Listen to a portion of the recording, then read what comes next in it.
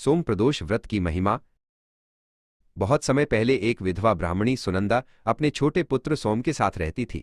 वे अत्यंत निर्धन थे और भिक्षा मांगकर अपना जीवन बिताते थे। गरीबी के बावजूद सुनंदा के मन में महादेव के प्रति अटूट विश्वास था और वो सोम को भी धर्म की शिक्षा देती थी। एक दिन मार्ग में उनकी भेंट महान ऋषि शांडिल्य से हुई। सुनंदा ने ऋषि के चरणों में प्रणाम किया और अपनी दरिद्रता की व्यथा सुनाई। ऋषि शांडिल्य ने सुनंदा की करुणा और सोम की आंखों में छिपे तेज को देखकर उन्हें संकटों से मुक्ति का मार्ग दिखाने का निश्चय किया। ऋषि शांडिल्य ने बालक सोम को अपने पास बुलाया और उसे सोम प्रदोष व्रत की महिमा बताई। उन्होंने समझाया कि सोमवार को आने वाला प्रदोष व्रत भगवान शिव की विशेष कृपा प्राप्त करने का सर्वोत्तम साधन है। सोम ने बड़े ध्यान से ऋषि की हर बात को अपने हृदय में उतार लिया। ऋषि की आज्ञा मानकर सुनंदा और सोम ने पूरी निष्ठा से व्रत रखना शुरू किया। वे हर सोम प्रदोष काल में मिट्टी का शिवलिंग बनाते और दीप जलाकर शिव की आराधना करते। सोम अपनी माता के साथ मिलकर श्रद्धापूर्वक शिव मंत्रों का जाप करता। एक दिन सोम वन में भ्रमण करने निकला। वहां की अलौकिक सुंदरता और शांत वातावरण ने उसे मंत्रमुग्ध कर दिया। वो चलते चलते एक बहुत ही सुंदर उपवन के पास पहुंचा। सोम के चेहरे पर एक अनोखी शांति और तेज झलक रहा था, जो सोम प्रदोष व्रत के पुण्य का फल था। उसी उपवन में सोम की भेंट गंधर्व राजकुमारी अंशुमति से हुई।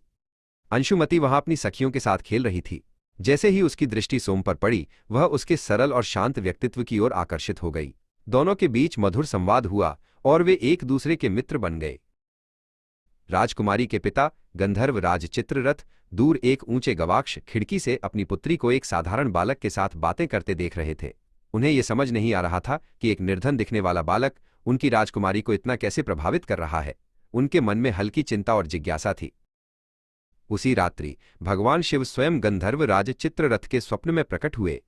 शिव ने बताया कि सोम कोई साधारण बालक नहीं है, बल्कि सोम प्रदोष व्रत के प्रभाव से वो महान भाग्य का स्वामी है।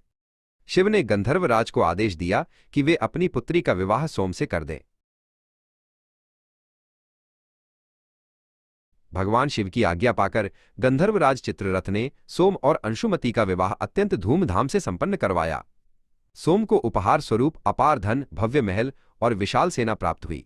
कल तक भिक्षा मांगने वाला सोम आज एक वैभवशाली राजकुमार के रूप में चमक रहा था।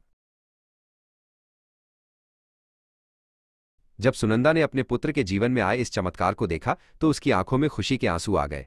सोम प्रदोष व्रत के पुण्य ने उनकी सारी दरिद्रता को मिटाकर जीवन में खुशियां भर दी थीं। सुनंदा और सोम ने जीवन भर श्रद्धा के साथ शिव की सेवा और व्रत का पालन जारी रखा।